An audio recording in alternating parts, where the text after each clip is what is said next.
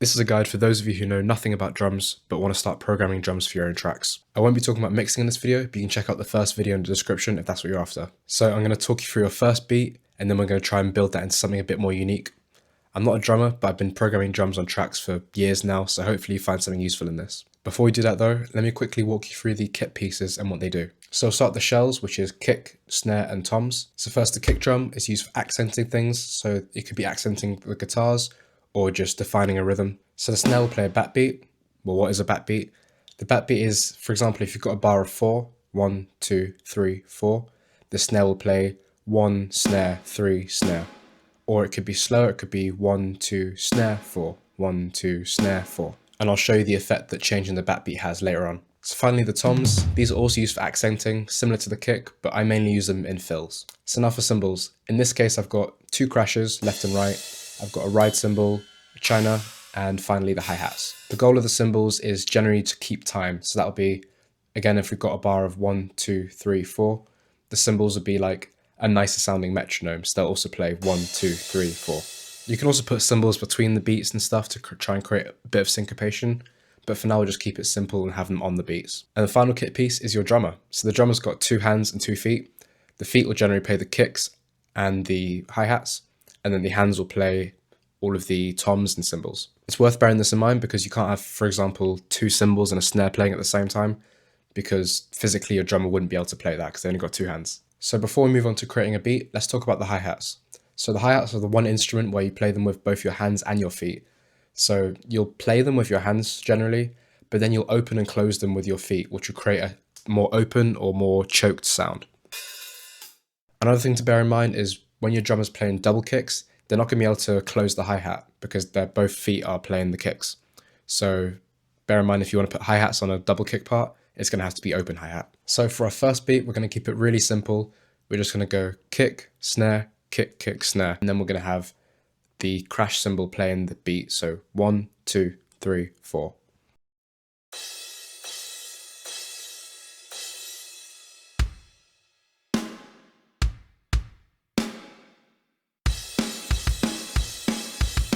Okay, so now I've got a first beat. Let's play with moving the snare around. Instead of putting the snare on 2 and 4, we're going to move the snare to just 3. So 1, 2, snare, 4. And we're going to hear how that sounds.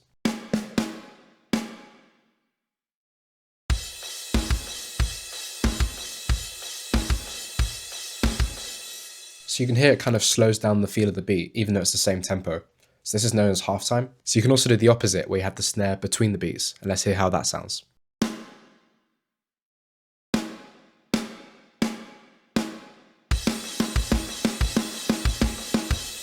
Okay, so right now our kicks are feeling a bit boring. So let's add some guitars and see if we can accent the guitars with the kick.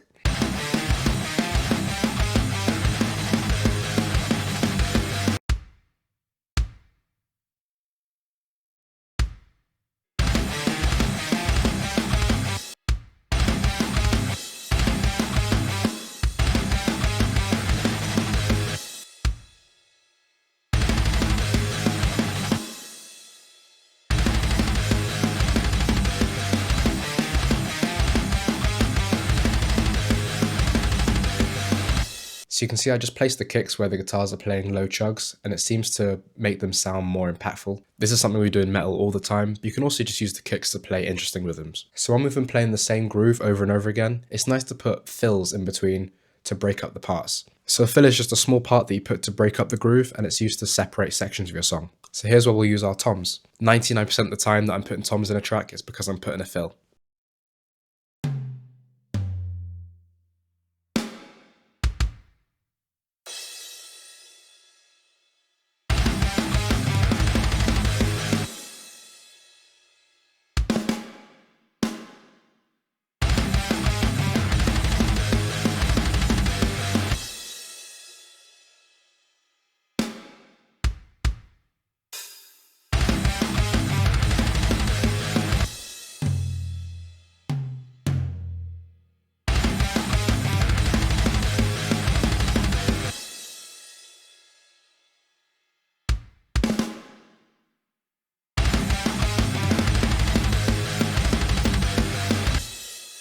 Okay, so finally we're just going to put some accents in our drum beat just to make it a bit more interesting.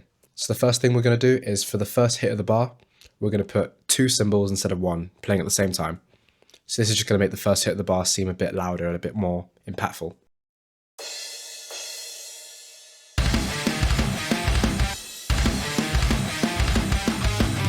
And then I'm going to add some extra snares in between some of the beats just to give it a bit more of a groove.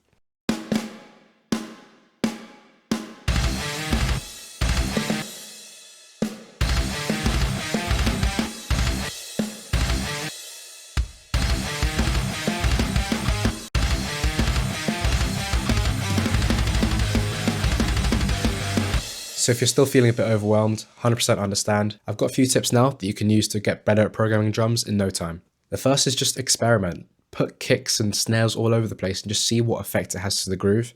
You'll be surprised what cool effects you can make. Another is just to watch drummers play. Watch them at live shows. I'm sure there's plenty of videos online of people playing your favorite songs on drums. So really just watch what drummers do and try and replicate that in your own programming, and you'll get better so much faster. And finally, to help out, I'm going to give you the drum MIDI for our song Fall Asleep so you can see what stuff that I do to program drums. That's all I've got for you right now. If that helped, let me know down in the comments, and I'll see you later.